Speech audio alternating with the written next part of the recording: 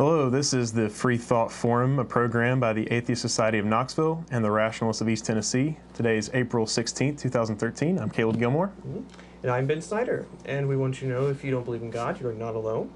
Right here in East Tennessee, you can find free-thinking atheists, agnostics, and other genuinely friendly people. This is a show for them and people curious about living a life free of supernatural beliefs. Yeah, this is a call-in show, and so if you want to, you can go ahead and start calling in now. We do only have one phone line, so just know that you may not be able to get through, but we do invite you to tweet comments at FFTV Knox on Twitter. And this show is a production of the Atheist Society of Knoxville and the Rationalists and individual supporters and guests. Today's topic is Kumare, Truth Through Illusion. But first, we want to thank you viewers for being with us today, and let's thank our sponsors. The Atheist Society of Knoxville is a fun meetup, often at a bar or restaurant. Tonight's meetup at Barley's is during happy hour, just after the show for food, drink, and conversation.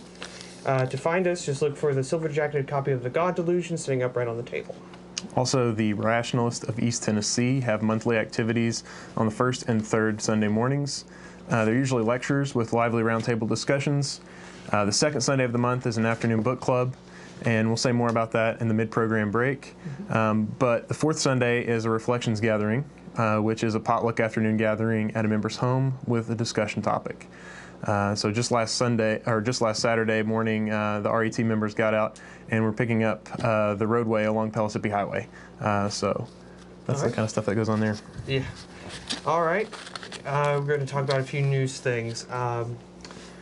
First, if you'd like to address... Yeah, first of all, I mean, we want to say something about the bombings that happened in Boston yesterday. Obviously, just a senseless tragedy, and we hope that things progress as we find out more and more details about that. And we hope that things get settled quickly, and that those who are guilty and in charge of all that mayhem, that gets resolved quickly. Yes, world leaders have spoken out, including Vladimir Putin. Yes, encouraged the help there. President Obama and England and other such places. The London Marathon will continue in spite of the tragedy in Boston. So, just a couple other things in the news. Wilcox County High School in Georgia, Wilcox County, Georgia, has had segregated proms for as long as they can remember. They have one for white students and one for non-white students, where anyone's allowed to go. But if anyone who isn't white tries to go to the white prom, they get escorted away by police officers. And the reason why they're able to do this is because the school doesn't throw their own prom. Rather, they let private groups, parents, teachers, or anyone else fund the prom, or in this case, proms. And as a result, they can set all the rules they want and exclude whomever they would like. In fact, I've heard of other news stories where, like, this sort of thing goes on, only it's not race, it's sexual orientation and stuff like that. Like, if you're a gay couple or, lesbian couple, you're not allowed in. But there are some students who have started trying to push for an integrated prom, to where you don't just have the non-white prom and the white prom, but you actually have a third prom where it's funded by the school and everyone can go. And unfortunately, well, I'll first say fortunately, a lot of the state officials have been trying to give this idea backing and give it support. Unfortunately, the state governor, Nathan Deal, has expressed his approval of this, calling the group who's trying to push for an integrated prom a, quote, leftist front group for the state Democratic Party. Oh my gosh. And has further said, we're not going to lend a hand to their silly publicity stunt. And It's just sad, because I've heard about Mississippi and Alabama having a lot of issues with attitudes toward race, but Georgia as well apparently is still struggling along and trying to... What year is it? I know. It's the thing I kept hearing and seeing on this story is, we're 2013. Yeah. Are we really? We really still fighting this? But of course, it was just the year 2000 that Alabama finally was okay with interracial marriage. That's right. That's right. We've got some still some areas to slow work in. Yeah. Also, I didn't take note of this, but there was another news story where WikiLeaks recently just dumped a whole bunch of files that showed that the Vatican supported, I believe his name's Pinochet. I believe it, I'm not even sure if I'm pronouncing that correctly. Supported his regime, and they even tried denying the early reports of what his people were doing to leftists and students and such. Anyone who opposed him, they'd be disappeared or tortured or killed on site. And that they at first tried to deny it as communist slander of Pinochet's regime, and then later when it came out in light, they just ignored what had happened and didn't apologize for their support for that. So that was a big one I forgot to take note of. And one more thing, there was a 2-year independent study published today by the Constitution Project that took a look at torture, the use of torture and indefinite detention under the Bush administration, and and of course under the Obama administration as well, unfortunately. The report came as a rebuke to both presidents. In the case of Bush, because Bush had asserted during his presidency that the torture was a result from a few bad apples. They rebuked this by citing 2 key decisions by the former president: that Bush's declaration that the Geneva Convention did not apply to detainees in Afghanistan and the Guantanamo Bay Detention Center, and 2, Bush's authorization to allow the CIA to brutally interrogate detainees. The report's existence is a rebuke to President Obama, who opposed investigating torture, insisting that we move on from the past and just not pay attention to it. And also because the report calls for an end to the practice of indefinite detention at Guantanamo Bay, a practice the president has yet to address. Yeah. And that's the news. So, cool. All right. Today we're going to talk about Kumare. And sure. It's if you haven't seen it, it's a documentary on Netflix. So free to watch if you have a Netflix account. But it's a very insightful, interesting documentary.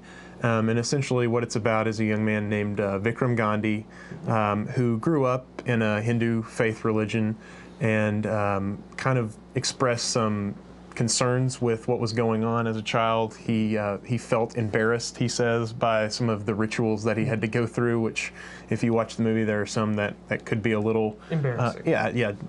Discomfort. Discomfort is obvious that you can see it on his face. As a child, that pictures. And so throughout his life, he goes on to meet various gurus and religious experts, and he says, as he gets to see them, he feels like they're all just trying to out-guru one another. That they're all and that they just don't seem to be real. Like they have some that when they describe their experiences of what led them to do this, it seems very simplistic, vague, and not very convincing. And then there's the one guy, who was talking about how awesome it would be to be the guru who gets to have sex with all the 20-somethings. It's like, clearly that guy's got it going on, as he puts it. Exactly. That really, I mean, what he experienced was that the gurus and the religious leaders of his faith and other faiths were kind of exploiting their power to do with whatever they wanted. Wasn't just here in America, because he says that as he was going to college, he was becoming way more skeptical about his beliefs, and around that same time, it was catching on here. So he majored in religion at college. That's what he studied. So but the gurus he met weren't just here and pretenders to the throne, you might say, but also he went to India to meet some, and said he was no more impressed by them there. Yeah, they were all just trying to see who could come up with the most vague, abstract concept to just talk about for and to get the most hours on end. And and so in all of this, he decides that he's going to kind of create his own cult. He's going to become a guru, or at least a fake guru, and he's going to come up with some tenets of faith, some disciplines and practices, some yoga moves, and chants, and see exactly how many followers and he how can far get. he can get away with it, and see if anyone can tell the difference between a real guru and a fake guru, which is his initial wondering. Is there any way that they can really tell? And even at one point asks, for a brief instant, asks this one guru, how do you know the difference? And he gives him some vague answer that's just was a non-answer. It's just like, you will know. And it's like, how? Yeah. Yeah, So, yeah. and let's see. One of the lines that he says, and the whole idea is placebo religion, does it have the same effect as real religion? Right. And On the followers. and one of the lines that kind of begins the entire documentary, I think it's actually the first words, is he says, you know, I'm the biggest faker of them all, and he's saying this in the context of a teaching where he's actually revealing truth to his followers. He continues the teaching by saying, I fake so much I forget who I was before, which is fascinating to watch as he goes, because as he goes, he becomes to love his fake self more than his original self. Not that, you know, he's necessarily a bad person originally, but his the character of Kumari he invents is just a really nice, happy guy. And that, as he explains, he's like, that's his job as Kumari, is to be happy all the time for these people and to give them what he feels they want and need. Exactly. Yeah, and the name Kumari it's kind of like a nonsense word.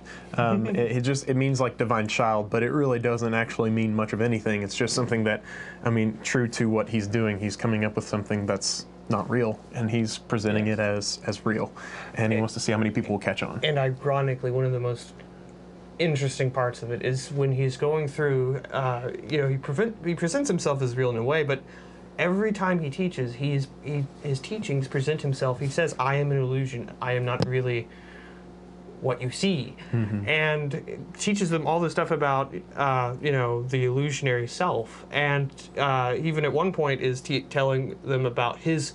He starts off by saying, one of my teachers, Vikram himself, yes, is, you know, the real him. And he starts telling his life story and says, you know, all this stuff, and then kind of blends into his current story. He's just telling them these things. And one lady, I thought that she had him on this. She's like, I know what you're doing. You're telling about yourself. And he laughs and says, yes, I am. But they don't get it. They think it's this mystical teaching. They don't understand that this whole time he is telling them precisely the truth about what he's doing. But he does it with his, you know, in this mystical way and with these yoga teachings and chants that they don't realize it. Yeah, and one of the things we were talking about before we got on the show was how preconceived notions are everything, and you can say the same thing in different ways, but if you say it with a different accent and different clothes on, suddenly it becomes more deep and more mystical, and to certain people. They see those clothes and hear that accent and think you are this, you fit into this form that I have in my mind, this set preset. Yeah. So it's just very interesting. The title, Truth Through Illusion, is very fitting for. We have that.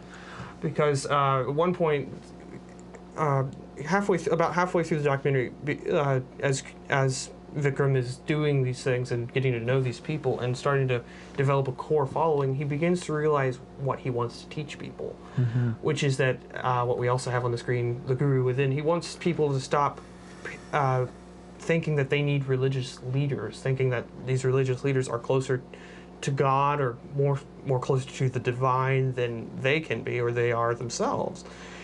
And it's really fascinating because he is basically trying to destroy this concept of even needing to be in a certain place and all that, because at one point he also teaches about the church or synagogue or mosque, saying that, because he teaches out of a yoga center, and he tells them, you know, what you feel in here when you do yoga, you can feel out there, you can feel in your home anywhere else, which is awesome. I think that he's doing this. But yeah, and like, and the Truth Through Illusion, at one point, like halfway through, when he's finally decided on this being his teaching, he has this core group of about 14 people do this symbolic ritual thing, only time you see them do it, of putting like a little shawl thing on their head and sitting around this basin of water, and I don't know what they're drinking, whether it's from the basin or something else, but you can hear one of the people say, I embrace illusion to find truth, and then drinks, and they're saying this, which is fascinating. It's fascinating that they're doing that. Yeah, so I mean, one of the things that they do is he goes through as Kumare and visits other various religious leaders of these other groups. He visits one that was very comical. It was an acoustic theologian. Yes. That's what it was. I believe that's the term. Yeah, So. and so essentially, what this guy, you want to talk about his kind of the tenets of his belief? Well, I don't know what the exact tenets are, but there's a brief clip where he's explaining to Kumare the basis for his belief, and it's interesting because it comes from the Bible, where he mentions that in the beginning was the Word, and then he goes on to say, and the Word is sound. That sound is the divine. God is sound, and that therefore through sound you connect to the divine. And he has, it's as you said, very amusing. I think. Very amusing and very just fascinating thing to watch as he takes Kumari through his kind of ritual practices. Ritual practices, kind of like what yoga would be for Kumari's people. He takes like these different instruments and even takes a buffer to him, and is just like doing all these different noises and such, trying to give him an experience of feeling sound throughout his body and such. And it's just really neat. Yeah. One of the, I guess, we don't want to tell you everything because obviously it's a really good documentary. You should go watch it. Definitely won't be spoiling anything. So no spoilers. But as this goes on, as the process evolves, he kind of undergoes some changes as well, and it doesn't. It comes off at the beginning as if he's going to be mocking, and it's going to be a satire almost to see how far he can convince these gullible idiot people. And he actually has this slight change of mentality at some point in this journey. It actually becomes a journey for him as well. And one of those things is that he begins to feel this just very deep compassion for his followers. Oh, yeah. And there's this reciprocated community of what it's like to be in community with someone, and what it's like to know the deepest parts of someone else. Yes. And he finds himself really, what happens in most religious institutions is that the teacher is going to dispense advice and tell you exactly what to do. And so you come to them with your problems and you say, well, my husband is distant from me and I'm thinking about getting a divorce. What should I do? And you're putting your life choices in the hands of this teacher and this guru. And he experiences this sort of thing in the documentary. And what he finds is that he says, the more I come to know you, the more I can be here with you, but I can't tell you to leave your husband. I can't tell you to stay with your husband. He doesn't tell her this directly because he's trying to maintain it, but he's narrating over the video as you get to watch this, because they told the quick point before getting back on that. His document. This is from an interview with him on Colbert Report. He explained to Colbert that how they got the camera crews to do all this and not be suspicious was the camera crews were saying, we're doing this documentary about this rising religious figure. So the way they got all this footage without getting any suspicion from the followers was that way. And so he actually shows this lady coming to him, and different people coming to him with various issues, trying to get his spiritual advice as to how to deal with these things.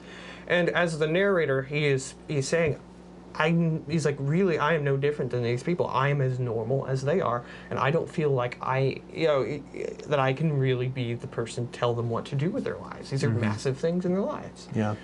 And it's one of the things I think that leads him to conclude that people need to be their own guru type thing, that they need to be the masters of their own lives, essentially. And that at some point, what we really have to learn from him is not one person who stands above the rest, but we can learn from each other through discussion and dialogue, through community.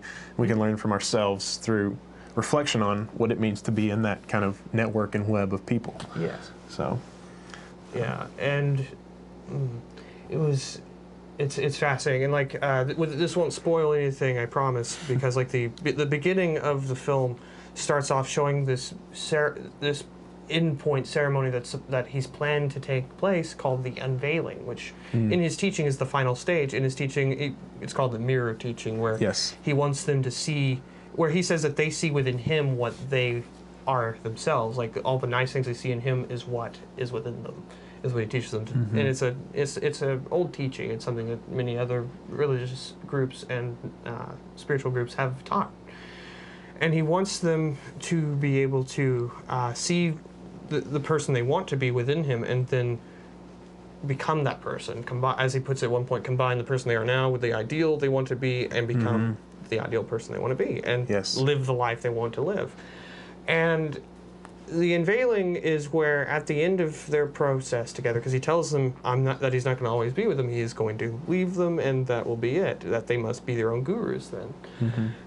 They are to reveal who they really are, which is when he's supposed to reveal who he really is, and won't tell you how all that goes because it's really interesting, and it makes a lot of very difficult to watch moments too.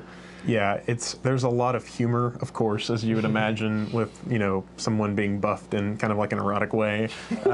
There's there's moments where you're just like, oh my goodness, could people really go for this? Could people really be so desperate to do this?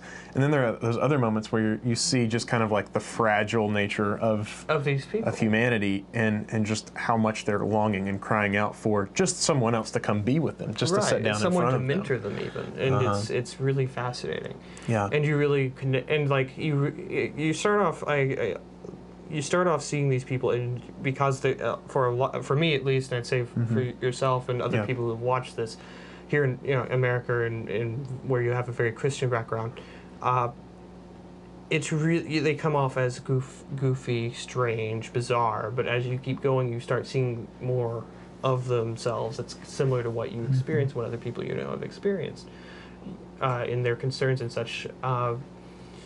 And it's really, really a touching film. It's really interesting. And one of the things that Kumari asks the lady whose name is Tish, who's the owner of the yoga center he practices in, he says, if you found out, he's like, she was really impressed by what he called the blue light teaching, where two people would sit across from each other and would just, I think they actually said Kumare, which is often in his chants, Kumare.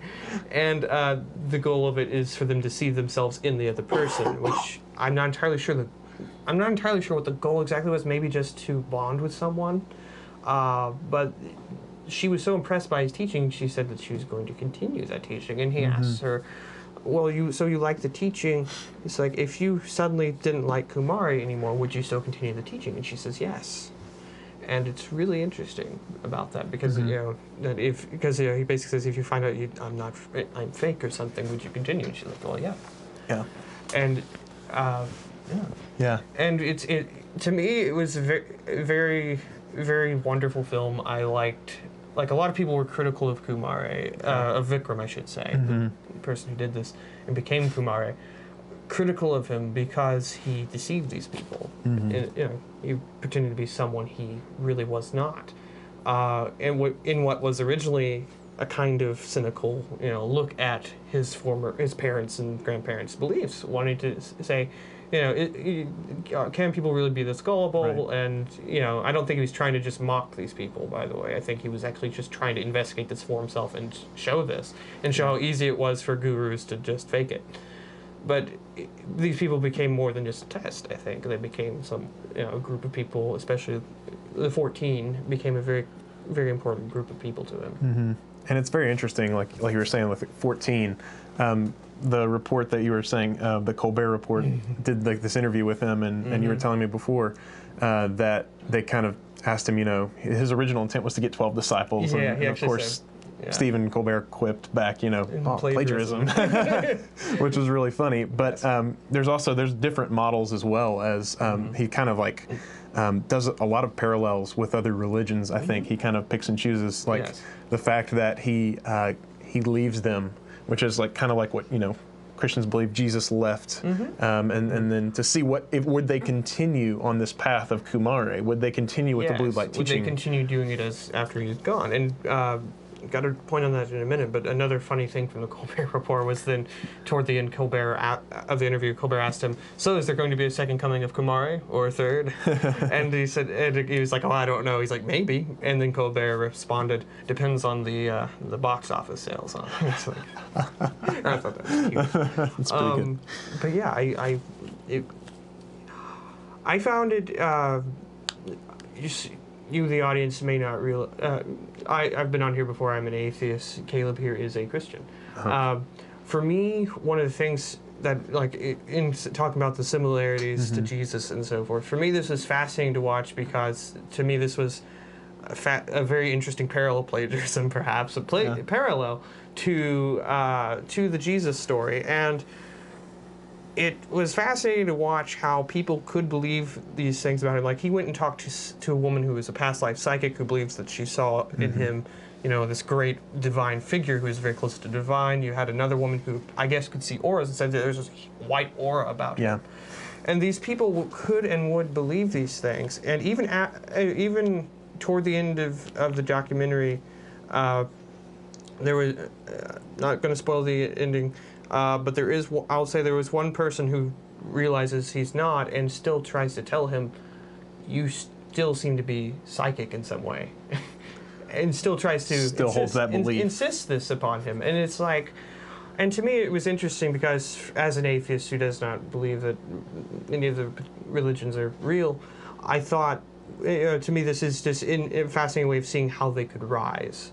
And and so if in a situation where if Vikram does not reveal who he really is, could it continue? You wonder that as you're watching, could this went on and grown into a stronger movement? And of course, I won't spoil any of that. Yeah. So that to me was just an interesting takeaway from it as an atheist that I thought was really interesting. But it is interesting because the whole time you're kind of wondering, like, is he going to be able to tell them that he isn't who he says he is? He's very conflicted. And is he, would he keep going with it for the sake of these people who he's grown to love, even though he knows it's? I mean, that's just a very interesting question, I think. Yes. That would you continue to perpetuate kind of a myth in order to help out these people who you've grown to love and be in community with? Right, so. Because that's one of the things within this that was really interesting and kind of heartwarming, was just to see that how by believing the illusion that he presents them, he actually in a way helps these people, which was really fascinating to see him do. Because one of the ladies he talked to, I can't remember her name, I wish I'd made note of it, but she worked as an attorney for people on the death row. Oh, yeah. And Toby, thank you, was her name. And Toby really needed help with the stress, and he really actually helps her, and it was really neat. Like, he doesn't know how he helps. Like, he even says, I don't know how I'm, because people keep telling him, we're so grateful you've come, we're so grateful you're here and doing these great things for us. You are a wonderful person to do this for us. And he really, and as he narrates, he's like, I really don't know what I'm doing. It's like, am I doing something for these people? Am I helping them? And as you say, it's the change within him, and he eventually develops the teachings.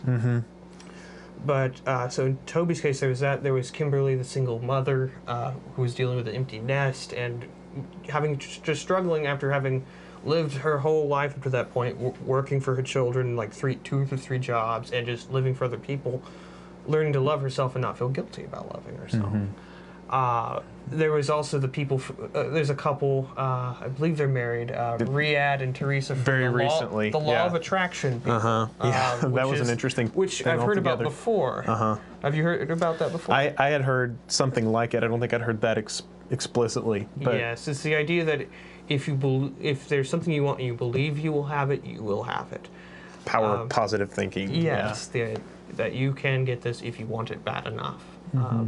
And they become part of his inner circle as well. And they were very interesting people. And they were, I can't remember all of them, but yeah. And there was a gentleman whose name I can't remember it was talked about how prior to his going into this, he had struggled chasing after women. He was married. I think chasing after women, cocaine, alcohol abuse, and that he started making a very important decision to go after this. And later on, after knowing Kumare, becomes much more conscientious about his wife and such, and he's like at one point crying about how happy I was like choking up at this point. I was at the point of tears. It's wonderful for him.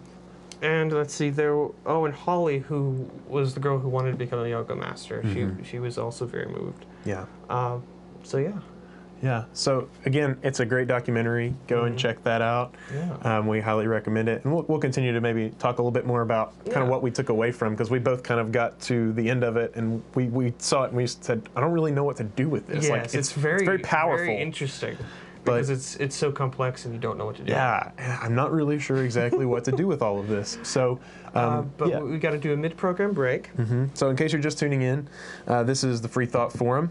a program by the Atheist Society of Knoxville, the Rationalists of East Tennessee, and the Freethought Forum is funded jointly by them and by individual contributions. Shows are live most every Tuesday from 5 to 6 p.m. Eastern Time on Community Access Television. So tell everybody about us, and we're streaming online at ctvknox.org. All right, this is a call-in show, and we are live today, April 16th, 2013. And viewers can call in now to the number on the screen or tweet questions to us or comments at FFTVKnox on Twitter. Yeah. The Atheist Society of Knoxville, or ASK, meets 2 times a week. We have evening meetups for fun, food, drink, and conversation. ASK's purpose is to supply a venue for community, camaraderie, and outreach to atheists, agnostics, freethinkers, and other like-minded persons in East Tennessee area. You can go to meetup.com and search for Atheists in Knoxville to find the group. Okay, and I think playing the video? Okay. If you live in or around the Knoxville area and are questioning your religious beliefs or simply believe in one less God than everyone else, well, you're not alone. The Atheist Society of Knoxville is a fun and friendly group of people just like you that meets twice a week at a bar or restaurant. We meet every Tuesday night following the show at Barley's Tap Room and Pizzeria for happy hour. You'll find our group either inside or on the patio. Look for Richard Dawkins' silver-jacketed book, The God Delusion, standing upright on the table. On Fridays, we meet at Agave Azul or the Beard and Beer Market. But if you plan to preach, proselytize, provoke, or punch, please don't. We all question what we believe at one point in our lives. If this is the time for you, come join us for food, drink, conversation, and fun. Do you find stories of talking snakes laughable? Do you prefer the scientific method over supernatural beliefs? Are you concerned about religious leaders and organizations imposing their values and rules on your body, your family, and the rest of our society? Well, take comfort in the fact that you're not alone. The Rationalists of East Tennessee meets weekly for fellowship and provides a forum for people who support skeptical thinking and rational discussion of these and other issues. To find out more information or to find out about our next meeting, visit us on the web at www.rationalist.org. Okay. The Rationalists of East Tennessee has Sunday activities involving lively presentations and discussions of subjects topical and timeless. Once a month, they get together for a book club. You need not have read the book to attend, but of course it helps. Visit rationalist.org to find them. Both of the organizations, Atheist Society of Knoxville and the Rationalists of East Tennessee, help provide a social outlet where you'll find that if you don't believe in God, you're not alone. The Rationalists of East Tennessee Book Club have these upcoming books. May 12th, Answers for Aristotle, How Science and Philosophy Can Lead Us to a More Meaningful Life by Massimo Pigliucci. And June 9th, Collapse, How Societies Choose to Fail or Succeed, revised edition by Jared Diamond. And back to the program. All right. So. Yep. Well, if you're just now tuning in, we've been talking about a documentary that we've both seen recently called Kumare. It's on Netflix if you want to watch it. I'm sure there are other ways of accessing it, but Netflix is probably the easiest if you have an account there. It's a highly recommended documentary based on how this man named Vikram Gandhi created a following as a guru and kind of revealed the truth through an illusion of a false placebo religion. So yes. And it was really, really well done. As we've been discussing, we were very moved in various ways by this documentary. It was very humorous, very insightful, I thought. And amusingly enough, this isn't in the documentary itself, but the trailer for the documentary it's even endorsed by Deepak Chopra, which I found quite amusing. yeah. But I don't know. Kumare... I don't know. I've had a friend who's also an atheist. I assume he's joking with me from time to time. Tell me that since he and I grew up in Christian tradition, that we should start our own church. Yeah. It's like we could make money, Ben. We wouldn't have to have so much problems. It's just like, Jordan, I don't know that I could fake anything like that. So yeah, but we have a caller. All right. So. Hello, caller. You are on the program. Can we get a name or nickname, please? Elizabeth. Elizabeth, hello. Hi, how are you? Great. Good. I was wondering, I just tuned in a few minutes ago and was listening to your discussion about the documentary, and I missed where it is shown and how one can go about viewing it. You can watch it on Netflix if you have access to Netflix. However, I've also watched it for free online on various websites. You can Google for it and probably watch it that way. So yeah, if you have Netflix, you can access it. All right, thank you. You're welcome. Do you have any questions or comments further? No, I don't, but I'm enjoying the discussion. Well, thank you. Great. Have you seen us before? I don't think I've seen you two before, but I have seen the program before. Oh, excellent. And are you in the area of Knoxville? Yes, I am. Oh, excellent. Okay. Well, thank you for calling in, and we'd like to invite you to Barley's this evening if you'd like to join us for conversation after the show. Okay, and thanks again. Yeah, all right, thank you for calling. Take care. All right. Yeah. So yeah, I don't know that I could ever pull off anything like what he's described as. Plus, it would sound. I don't know. It would be so difficult, and I don't know that I could live with myself if I did. Yeah. That. Well, we were talking about kind of like the reaction that we had when we were done, and how it was kind of like we're not really sure. Okay, what am I feeling here? What am I supposed to do with this information, this experience? So I guess I'd like to talk about it a little bit too, and I'd like to hear your thoughts first, maybe. But what did you experience? What did you take away from this film, this documentary, in the way of experience or insight, anything like that? For me, it was insightful.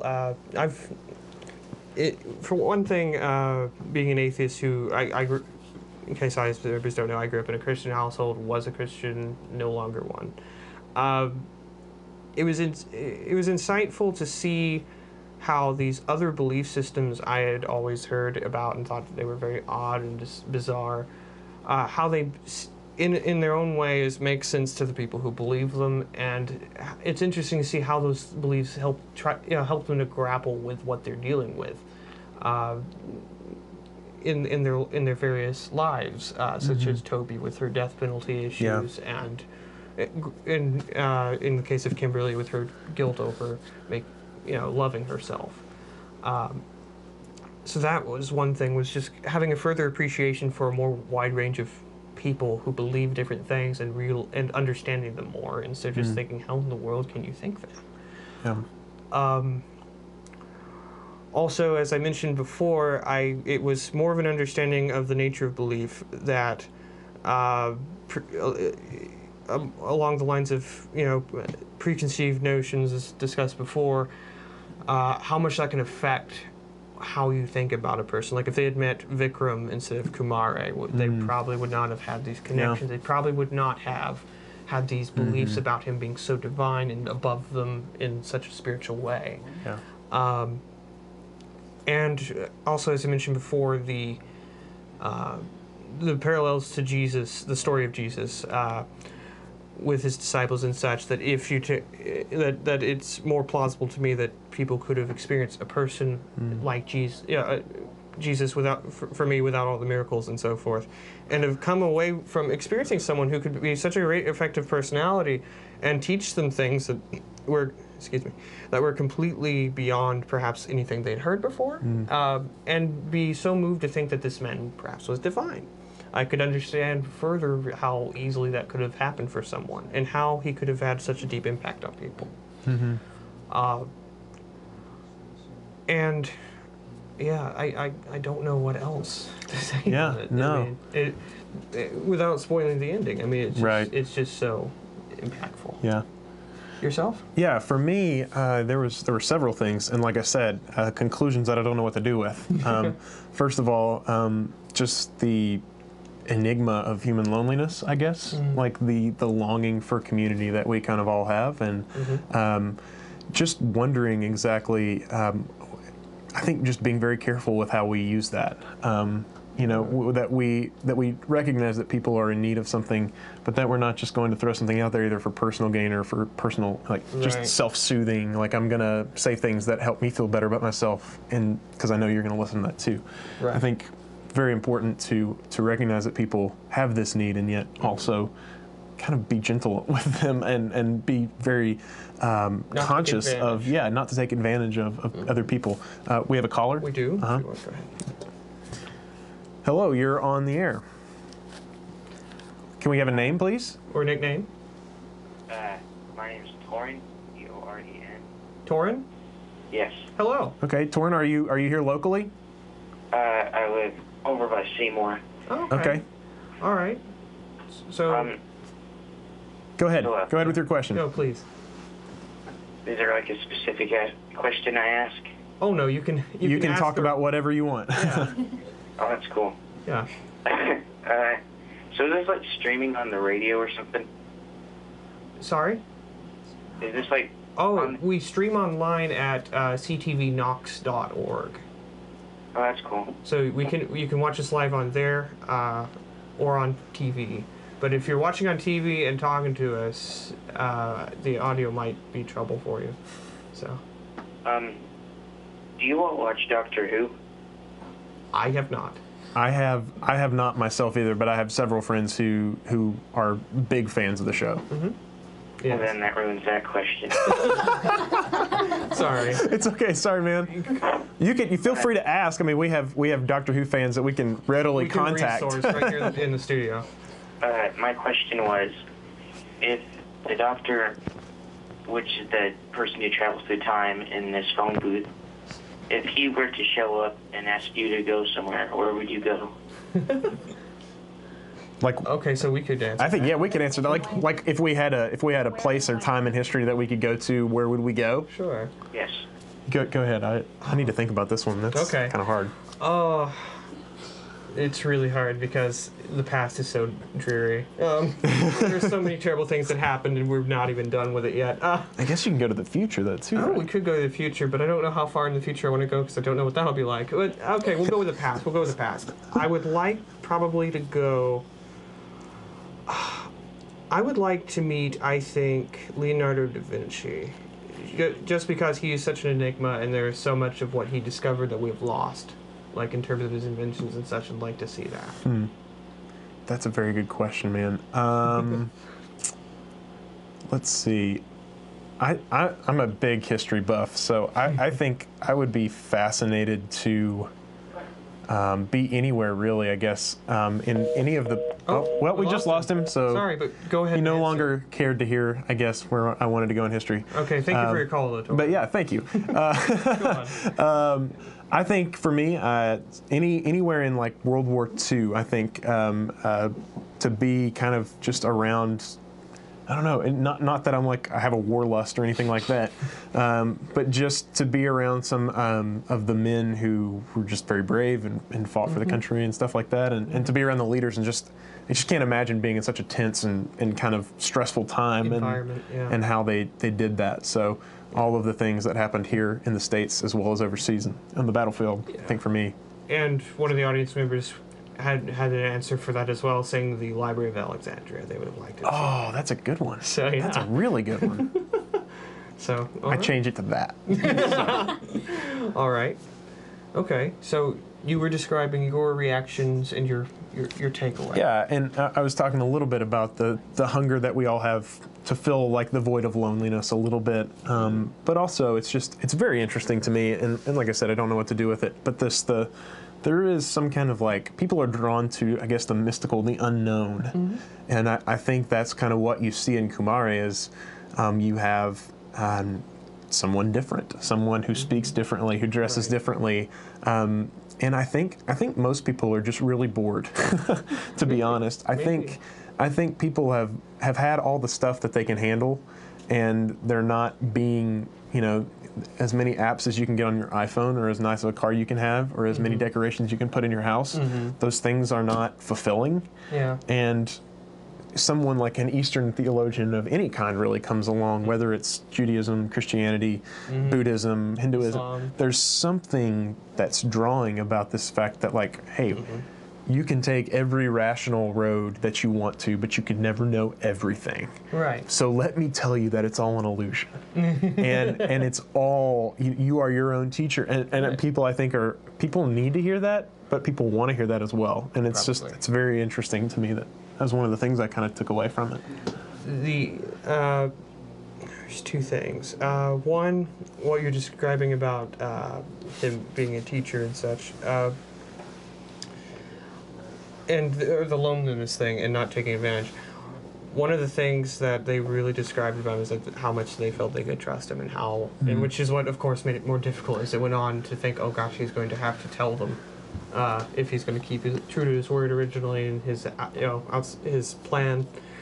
He's going to have to tell them he's not real. And these people were just like, he's so true and real and he's so honest. And a lot of the other thing is his personality was a big draw for people.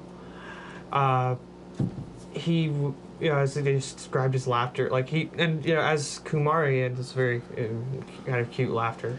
It was adorable. It was infectious. Yeah. Yes, and he has a very simplistic personality because, as he said, he was as he describes as a narrator, he became a shell of a person where he was just. There was nothing real about him. He was just, he could be anything.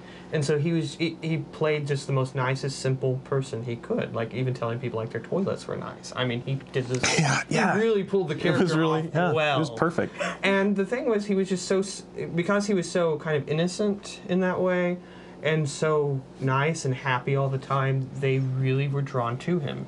Mm-hmm. And really found him to be this really original, not necessarily original, just real guy. So, but we have another caller. So, all right, hello, caller. Yes. Hi, can we get a name or nickname? Yes, this is Larry Rhodes. Are you? Oh, hey, Larry. Hey, Larry. No, I was actually listening to the show in the car on my mobile device. It's wonderful. Cool, excellent. Yeah, and I heard your previous caller talking about Doctor Who and traveling in time. Uh-huh. Yeah. One place I would just love to visit is the Library of Alexandria. Well, we had people mention that, so. Did they really? Yeah. Lee, actually. I'm a little too late. It's all right. It's okay. I wanted to wish you all luck on the show, and I think you're doing great. Oh, thank you. Larry. Thank you very much, Larry. Okay. Talk to you later. Take care. But yeah, I mean, it was just really like his character, the character he portrayed. I think because he was portraying a character in a way is why he managed to pull it off so well. That he was this, he came off as this completely open and just real person to these people. We both went to Johnson, and I seem to remember a lot of people saying, you need to be that kind of person. If you're going into ministry and such, you need to be that. And I think it's slightly ironic, but also just really interesting to see that as he was developed as a character, he managed to be that because he was actively thinking to himself, I have to be this. And I'd say it's much more harder for people who are not, where they're just their natural selves and not pretending to be someone, to be that. Mm-hmm. And that was something I also took away from the way he interacted with people and their reaction to him, because that's what drew the men, which I don't want to call it a cult of personality, but that he was engaged in. But I mean, he was self-aware of, concerned about being a cult. Yeah, so very much so. And and so that's one of the other things that I think was very interesting was kind of his whole. I don't even know, even if as Kumari he would want it to be called a religion, because his whole premise was this what we're doing here is an illusion, and the truth is within you, and the truth is within each of us, and we are here to bring out the guru within, as we have there on the title slide. And there's been, I think, dissenters in every religion, and if you want to choose to read the words of Jesus a certain way, you can find that in his words. You can find that in some even other Christian theologians, Karl Barth and Dietrich Bonhoeffer, even from the World War II era, they say things like, basically get rid of all this religion nonsense because it's keeping you. It's actually an obstacle for you learning truth. Right. And it's very. I mean, what a lot of people today, Christians, would probably consider heretical.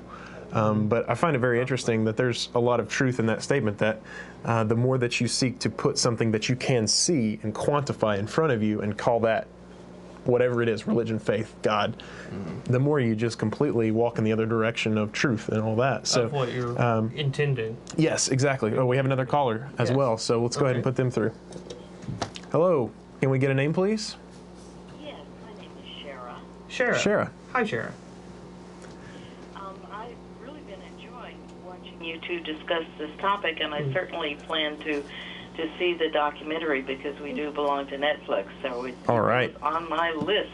Excellent. But I think the gentleman on our left is named Kumar. Is that correct? Wait. Which one of us? Me? On our left, which might be that one who just sat up straight. Yes, that's the one. Okay. You were talking earlier about. My name is Ben, by the way. I'm sorry. My name is Ben. Okay, so it's Dan and Kumar. No, I like. our names are Caleb, and Ben. Kumare Kumare is the name of the movie. I'm not getting this right. It's okay. It's okay. Caleb is the gentleman with the glasses. Okay. Wow, we And both got Dan glasses. is the other gentleman? Yes, I'm Ben. Okay. All right, you're good. Anyway, hello. Hey, Hi. how's it going? You're doing a great job. Thank and you. I'm Thank you. calling to respond to Caleb talking about the word fulfillment. And I have had a quote that I memorized many years ago, and I have to admit I have forgotten the source, but I think it is a wonderful quotation that has some religious overtones to it. And the quote is, "In being loved, I am filled full. In loving, I am fulfilled." And I just think that sums up this idea of community that you guys were struggling with. Oh. So I just wanted to throw that out there for you to talk about. I like that. Oh, well, thank you very much. We can certainly discuss that a little bit more, and we thank you for that comment. So before you go, are you here locally? Do you live locally? Oh, yes, I'm a member of RET, and I recognized Larry's name when he called in. Okay, so, great. We know you guys well, and you're both doing a great job. Well, thank you. Thank you very much. Please come by Barley's later if you'd like. Okay, bye-bye. All right, See ya. take care. I like that quote. I think that, that very much is what you could say is described in community, and especially what you see in the documentary, and what a lot of, like at churches, what you can see in a lot of churches, and what, churches really want, I think in a lot of cases they strive for, and the same case with most any other religious community. Yeah. I think. Yeah, one of the things, as we've talked together, again, I happen to be of Christian faith and been an atheist, and as we've dialogued over the last couple of years, I guess, one of the things that we both found is that in some ways we're all trying to get to some semblance of the same thing, which is truth, love, if you want to put those in those abstract terms. And a lot of times what we kind of quibble over is the syntax and the sentence structure and things like that. But really what the most helpful thing that we can do is enter into discussion and dialogue. Oh, yeah. If we can't have a conversation, then what's the point? Right. Because then we cease to kind of be those things that we're both searching for. And there's a book I've given to you, and I've read. It's called Matt and Casper Go to Church. Yeah, Jim and Casper. Oh, Jim. Matt Casper is Right, Matt's Casper's. It's a great book. Yeah, by the way. Matt and Jim and Casper Go to Church, and it's co-written by Jim Henderson and Matt Casper are the two guys. Yes, but it's by a Christian and an atheist. Casper being the atheist, Jim being the Christian, and what they do is they go around and they visit churches so that Casper can tell Jim what he thinks of churches. And one of the best lines, just quickly get it out there before we take our next call, is to say that whether or not you were friends with someone before you converse, or what your relationship is with a person, will determine how that conversation goes. And I say that's very true in our dialogue, because we're friends before we enter the dialogue. And so many other people I've talked to of Christian or whatever persuasion that's not atheist tend to not be in that position, and it winds up being a combative thing of, well, why don't you believe what I believe, and it gets like Yeah. so very important. Yeah. Let's go ahead and take the next call. Yes. Hello, caller. Hey, I was on here earlier. Oh. Is this Torin? Yeah, we lost you. Sorry about that. It's all good, man. We were talking about Da Vinci.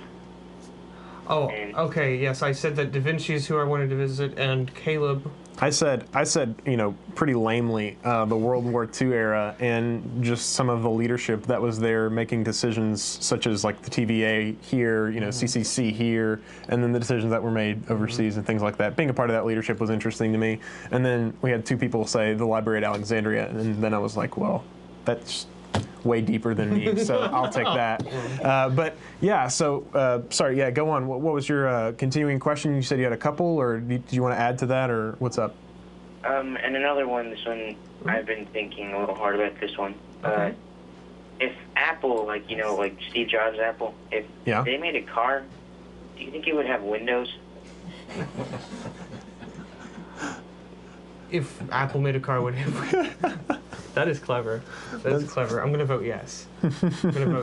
I think we need to integrate both Apple and Windows together. I think that'd be awesome. Microsoft and Apple need to put their differences aside and just make the most awesome car ever. It would be interactive screens. Of course, that would be. Of course, then texting would be the least of your worries because you'd have an interactive screen to be looking at while you're driving. All right. Do you have any, if I may ask, do you have any questions maybe about the Kumari documentary or anything we've been talking about on the show? Oh, I didn't know you guys talked about anything on the show. Just called. Cool, man. Well, we appreciate your call, and if we ever see you at the Library of Alexandria or visiting Leonardo da Vinci for a cup of tea or something like that, we'll make sure that we say hey. So. All right. Thank you for calling. Thanks. Bye. Take care. All right. So yeah. Yeah. All right. Well, we got about 3.5 minutes left, and if anyone would like to call in, ask a question, or make a comment, you're more than welcome to. Just making sure that we're all being, I guess, civil human beings when we come into this conversation, because there are about as many unique opinions as there are people on the planet. Yes, because you're right that it's about making yourself look correct in a debate, and debate has its place, but it's not. The place is not. That place is not where you're trying to establish a relationship with the person you're talking to. And friends can debate. And friends can debate and have different dialogue. But because you're friends before you debate, you're less likely to come away like hating each other. Exactly. Whereas, like, say, if because I debate all the time online, I'm not going to lie. I debate with the people I debate with, I'm not friends with first usually, or, we may be Facebook friends, but that doesn't mean much on its own. And so the point of debating someone there is for the sake of the other people to see, which is the point of debate, in my opinion, is that other people are supposed to see what you're doing. But if you're friends with someone, then you enter into the debate very differently. You will be much more, perhaps, more open, I think, to what the other person is saying. And I think that's the key. So, go watch Kumare. Indeed. Interesting documentary. Read the book, Jim and Casper Go to Church. Very good book. Great book. It's a short book, easy to read. One couple settings you and can not very expensive. plow through it. Yeah, you can get it at McKay probably. Yeah. And then third, be nice to each other. I think that's what we're trying to say. And thank you callers for calling. Yeah, thank you for all your calls and thoughts, and we hope you have enjoyed our show. Yeah. So I think it's time to start wrapping things up. So if you want to, get out pen and piece of paper. This has been Freethought Forum, a program by the Atheist Society of Knoxville and the Rationalists of East Tennessee. I am Caleb Gilmore. And I'm Ben Snyder. Please send us feedback. Leave voicemail at 865-272-9060, or you can email us at freethoughtforum@yahoo.com. You can see this show on Tuesdays from 5 to 6 p.m. Eastern Time on the Knoxville station, on this Knoxville station, and at 2100 Greenwich Mean Time at ctvknox.org. Yes. And we'd like to thank Sam and Jonas for technical support, and Lee for helping us out with our scripts and everything. Yep. And to all the staff at CTV Knox, and for all our callers. Yeah, okay. And we have 20 seconds left, so this has been an excellent show. Thank you for coming on. Yeah. Thanks for watching, and we hope to see you and party down at Barley's later. Indeed. Please come join us at Barley's. Yeah, we still got it's rare we have time left. Usually we're up to the moment, so thank you, everyone. Thanks. Take care.